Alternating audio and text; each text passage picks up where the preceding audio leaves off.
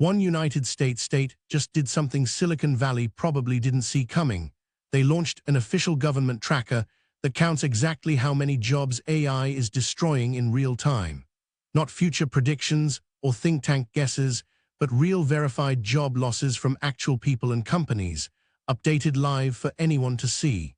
It's California, and they're not waiting for Congress to figure out what's happening to the workforce. The California Department of Labor has started documenting every verified AI-related job elimination, from customer service reps replaced by chatbots to artists losing work to generative image tools.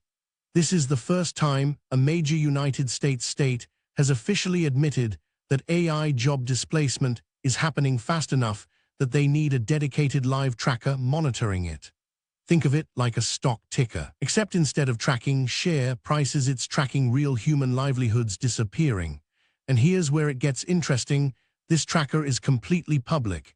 Any worker laid off because of AI can report it. Any company that shut down a department to switch to AI can document it.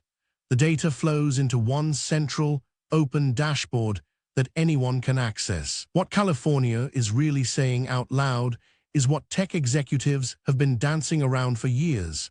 Artificial intelligence isn't just changing work. It's eliminating entire job categories fast enough that we need to measure it day after day. California's economy depends on technology. It always has. The state is home to Silicon Valley, countless tech headquarters, and AI companies. It's been the engine of innovation for decades. But somewhere around 2024, people started noticing something strange. Workers in customer service, design, copywriting, coding, they were being let go. The companies called it restructuring, downsizing, optimization. But the pattern was always identical. A new AI tool gets deployed. A few months later, that team disappears. At first, nobody was keeping track. Was it really widespread or just a few dramatic stories? The California Labor Department decided they needed to know for sure. If a major economic change was happening, the state needed real data, not just anecdotes. You can't regulate what you can't measure. So they built something unique, a public registry where anyone experiencing an AI-related job loss could report it. No approval needed, no paperwork nightmare. Just tell us what happened and we'll log it. This is actually a clever move. They're treating AI job displacement as a measurable economic phenomenon that deserves its own tracking system, just like how epidemiologists track disease cases. You can't stop something until you understand its scope and speed. California decided they're going to understand exactly how many people have been affected. And that means, for the first time, we can actually see the true scale of this disruption. So how does this tracker actually work? It's straightforward.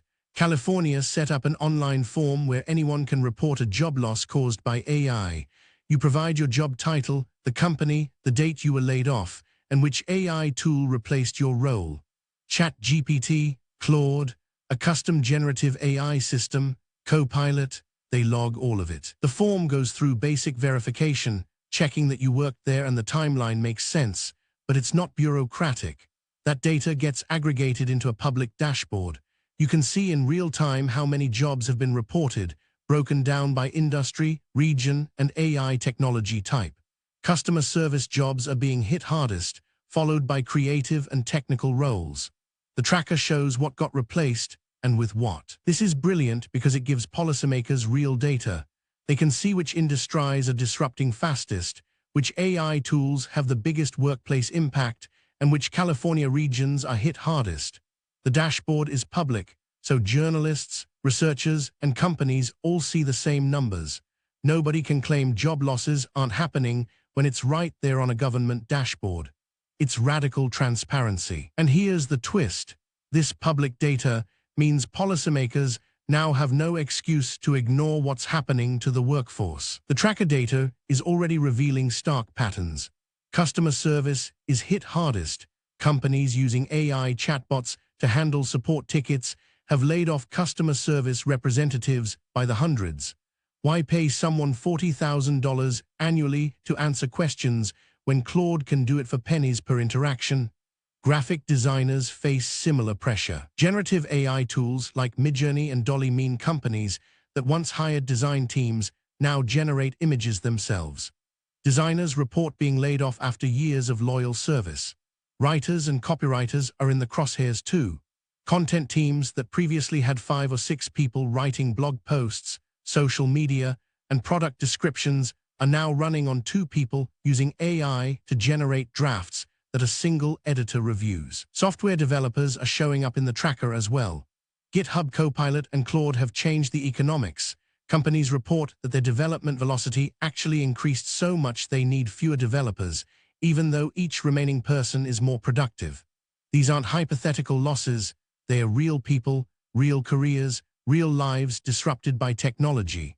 And each report logged in California's tracker proves this isn't a distant future problem. It's happening right now in 2026. California isn't alone in worrying about AI job displacement, but they're uniquely transparent about it. Other states have formed study committees. The federal government commissioned reports. Most are behind closed doors, generating PDFs few ever read. California took the opposite approach, put it all out there.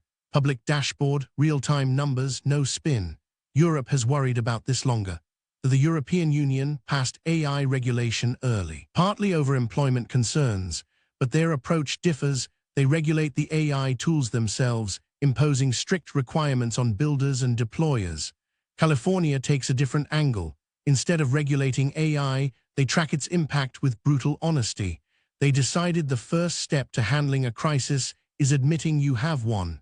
Publicly, quantifiably, other United States will follow. Once California has months of real data showing job displacement by industry and region, other states will want their own trackers. It'll become standard. Governments will face pressure to actually respond to people whose jobs vanished. The tracker is step 1, acknowledgement. Step 2 is much harder, figuring out what policy actually helps displaced workers retrain and find new employment in a rapidly changing economy. Here's why this matters beyond California. Job displacement on this scale creates real societal problems if nobody addresses it.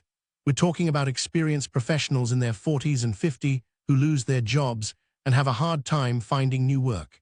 It's not like manufacturing where whole communities struggled with factory closures. This is happening to knowledge workers in expensive cities who suddenly can't pay their mortgages. The psychological toll is real too. People derive identity and self-worth from their work.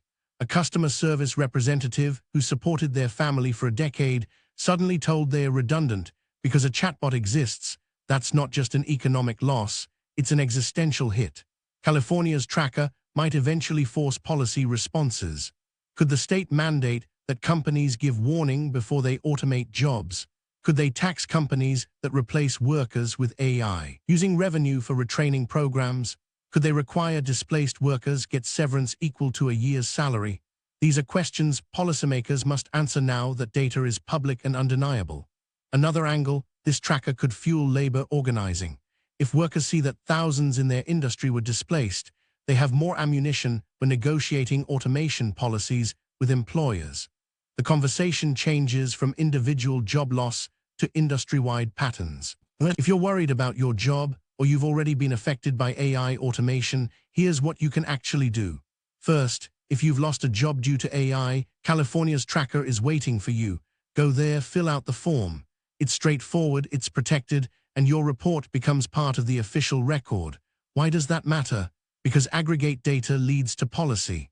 Right now, policymakers can dismiss job losses as anecdotal. Once thousands of reports stack up showing clear patterns, dismissal becomes impossible. Second, if you're currently employed and worried about your role, use the tracker differently. Search your job title, your industry, see what jobs are actually being replaced fastest.